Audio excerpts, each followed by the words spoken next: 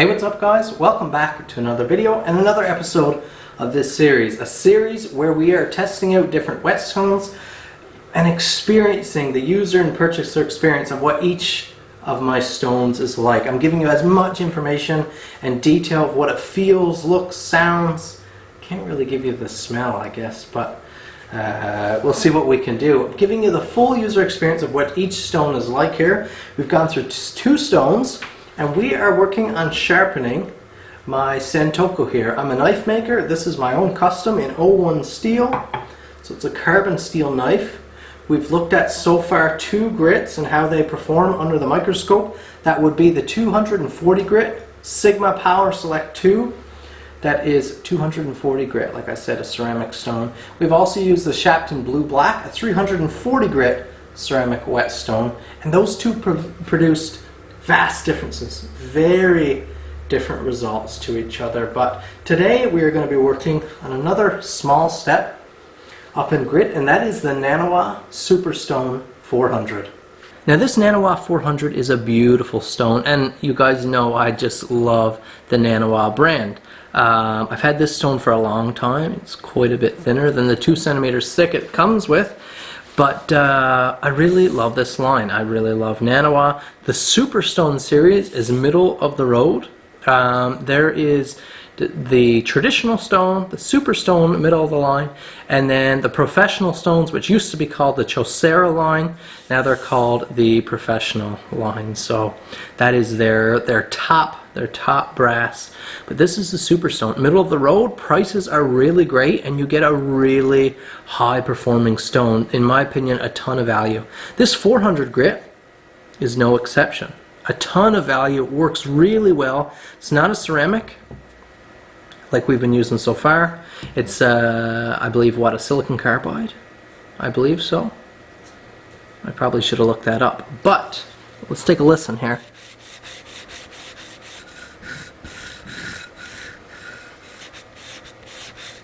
Okay, so a very different sounding stone from the two ceramics we've worked with so far. Something we've been looking at is how thirsty the stone is. So let's take a look here.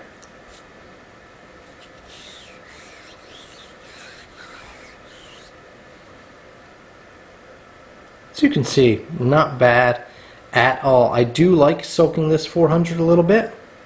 But if it's soaked for a very long time, it does get soft. It gets mucky. It starts dishing really fast. It's a fairly soft stone anyways.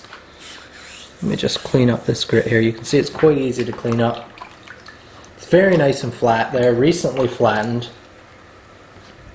But I believe the Superstone series, the Superstone line, is considered a splash and go stone, but I don't like to just use it like this. I do like to give it a little soak before I use it, so let's do that. Let's just give it just maybe 2 or 3 minutes there. Okay, here we go. As always, I always give my stones a little brush, just in case any sediment that has been floating in the water, any little particles or anything, have settled down on my stone.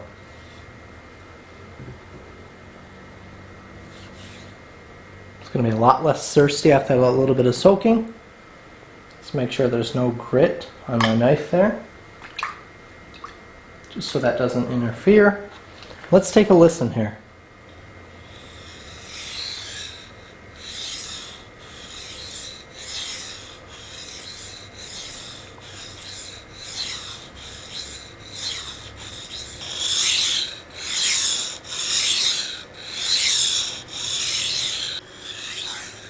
This is just a very nice feeling stone, because you don't get those aggressive tendencies from the two lower ceramics. It feels very nice and controllable. Some people can be scared of lower grits, which I understand, but this is not that type of stone. It just doesn't chew up your knife. It feels very mild. It's almost got a soft velvety feel. So it's not hard and clanky against your knife either, which that's not a bad thing. I'm just giving you the experience. Sometimes that super hard surface can feel a little different. This is like velvety soft. It's almost as if you imagine sharpening on a piece of thin craft foam, where your knife almost impressions into the stone. That's almost what it feels like when using this stone. It's kind of odd. But it has this soft feeling that's very, very beautiful. It's just feels nice. It's a joy to use. Trying to maintain that bevel, maintain the pattern here so we get those nice linear scratches to give us a good comparison. Lots of pressure still. Not quite as much as with those lower grits, but still a fair amount of pressure.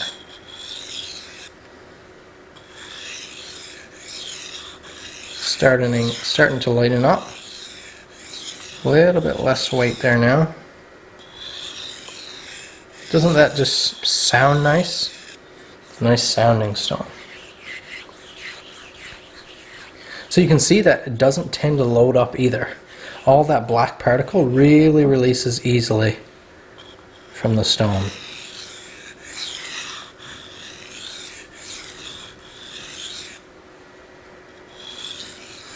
Let's just do some cutting strokes here now.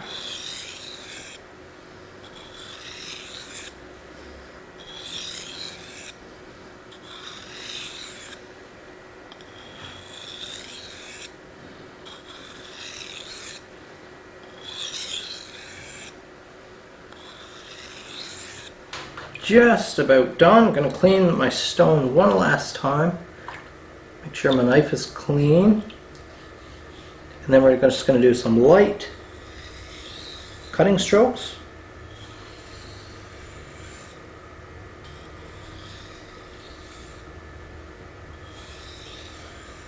Just like this.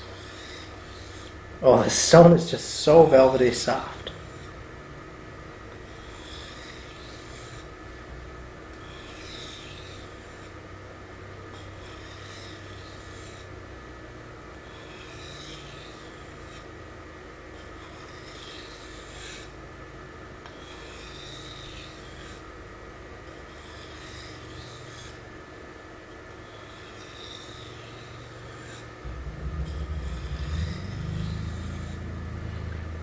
Okay, let's take it to the microscope and let's compare some scratches. Let's see the results this 400 can actually give.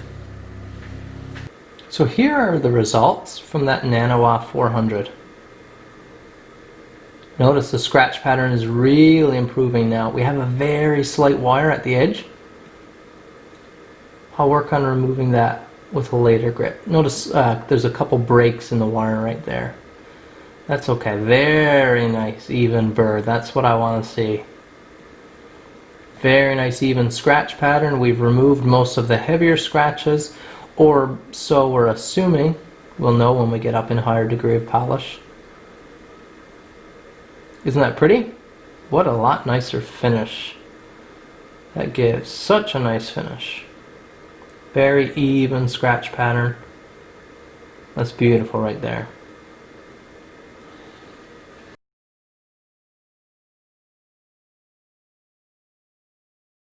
Let's do a little 400 test. So still dicing paper, a little less drag, but you also don't have the toothiness of the coarser grit. So it's not, I mean it's dicing fairly well, but you have that less toothiness. No popping of hairs yet, not for my 400 grit edge anyways. If I really took my time, maybe even brought up a little bit more of a pace with my Nagura here, maybe I could work into just the slightest, just enough to call it able to snip hairs, but usually that's not really what you'd expect to get from a 400 grit. It's still a fairly coarse grit, but that's what you can expect from that Naniwa Superstone 400. Highly recommended. paulsfinest.com. That's where I purchased this stone, and I would really recommend it, even for you beginner sharpeners. This and a good quality 1000 or so can really get you a long ways and get you an edge that's performing good for most tasks You know, we're going to be playing with some real fine polishing stones later on, but you'll see that that's not really necessary. So thanks for watching. Share this video if you would be so kind, or if you have the means to. Subscribe if it's your first time here. Make sure you come back for the rest of this series.